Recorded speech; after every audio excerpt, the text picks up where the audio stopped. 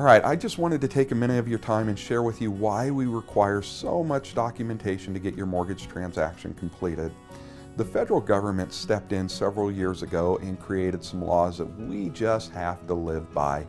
And all those laws pertain to documentation. So we collect bank statements, we collect divorce decrees, tax returns, W-2s, pay stubs, and on and on and on, in order to be in compliance with the federal government and the rules and regulations that are in place for mortgages.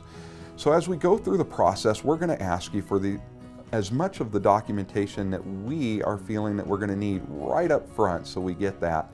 However, I want you to be aware that along the way, when our processor reviews your file, she may ask for some more information.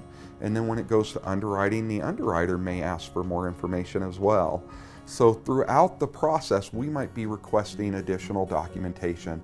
And oftentimes it can be very frustrating as a borrower. So we want to make you aware that this documentation is required. We're not doing it because we enjoy it. We're doing it because we're regulated by the federal government to get that from you in order to be in compliance. And again, we do try to collect as much of the documentation up front as we can, but throughout the process, we might ask you for more. I recently did a loan for a client who's in the industry. She does title work.